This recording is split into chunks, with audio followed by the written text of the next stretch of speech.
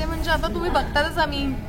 ओव्हरऑलच असे बसतानाच आम्ही खूप इंटरव्ह्यू होते गप्पा टप्पात चालले आमचे त्याच्यावरूनच आमचा बॉन्ड समजून जातो की नाही खूप मस्ती करत असतात पडतात धडपडतात नाही धडपडतात.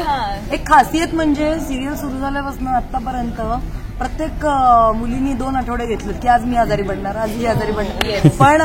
म्हणजे वेगवेगळे कारण असतील पण ते करताना पण शूटिंगला खूप म्हणजे असं ते सावरत आणि मजा येते. प्रत्येकाने एकमेकाला सांभाळलं जेव्हा ज्या आठवड्याला जो माणूस आजारी पडलाय त्या मुलींनी काळजी घेतली एकमेकींची. आणि मिठूचा फंबल मला प्लीज सांगावं असं वाटतंय तो एकदा असं होतं वाक्य ज्याच्यामध्ये तिला बोलायचं होतं हे तिला बोलायचं होतं ए हॅलो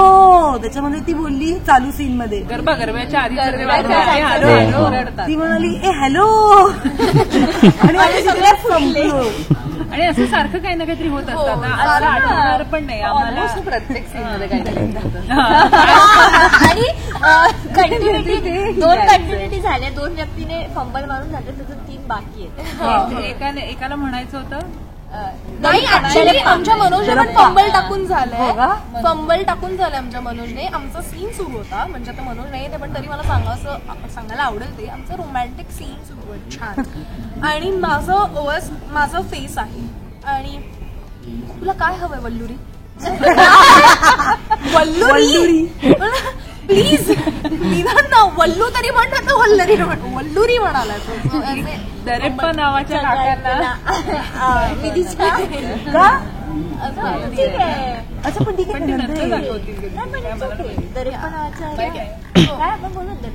दरंदा त्याचं नाव होतं दरप्पा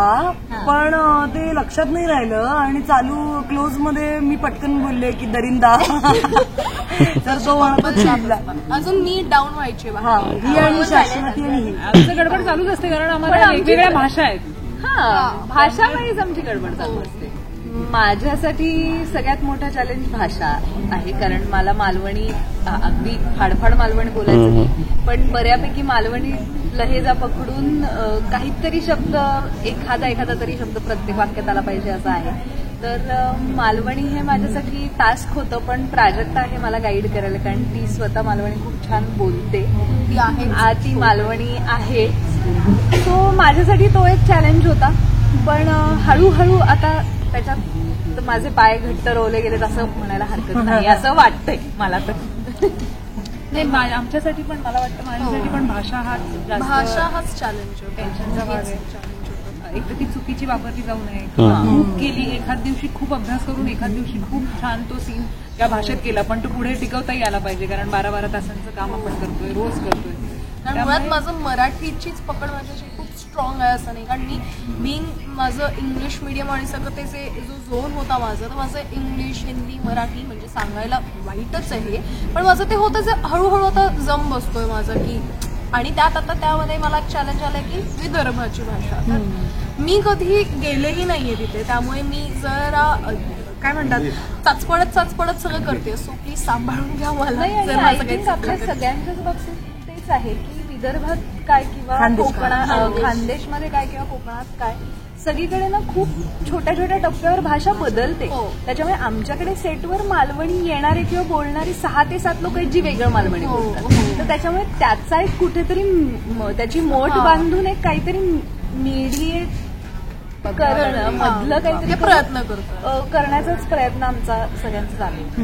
मी हे सांगू की या मालिकेतून तुम्हाला बरंच काही शिकायला मिळेल म्हणजे ज्या मुली आहेत ज्या गावाकडनं आल्या ज्या सर्व्हाइव्ह करतात मे बी त्या रिलेट करू शकतात या सगळ्या प्रॉब्लेम्सला तर त्यांना समजून घेणारी ही मालिका आहे आणि गावागावामध्ये पोहोचवणारी ही मालिका आहे की तुमच्या मुली जेव्हा इथे येतात तर त्यांना काय प्रॉब्लेम्स फेस करावे लागतात सो तुम्ही त्यांना सपोर्ट अकॉर्डिंगली करा त्यांच्यावर प्रेशर टाकू नका किंवा त्यांचे काय प्रॉब्लेम्स आहेत हे समजून घ्यायचा प्रयत्न करा आणि त्यांना सांग आणि स्वप्न बघा आणि ती पूर्ण करायची ठेवा. आणि इंडिपेंडेंट वुमन आपण जेव्हा म्हणतो तेव्हा ते फक्तच बोलायला नसतं तर ती मुलगी ती इंडिपेंडेंट होण्यासाठी काय कसं सर्व्हाइव्ह करते तशा प्रत्येक मुलीची स्टोरी आणि फक्त मुलीचंच नाही तर मुलालाही अगदीच लागू होऊ शकतं. फक्त आपल्यासाठी मला असं वाटतं की आपल्या समाजात मुलीला वर जाणं थोडंसं कठीण आहे जसं आपण सीन पण केलं की तर त्यामुळे ते थोडं एक स्टेप थोडं 10-20 आहे आहे. तर त्यामुळे ती गंमत तुम्हाला बघायला मिळेल, तो स्ट्रगल तुम्हाला बघायला मिळेल आणि ती स्वप्न तुम्हाला बघायला मिळतील. आमच्या नजरेतून तुम्ही पण स्वप्न बघा, ती पूर्ण करूया एकत्र आणि मजा करूया. पिंगा कपोरी पिंगा कलर्स मराठीवर फक्त 7:30 वाजता पाहायला विसरू नका.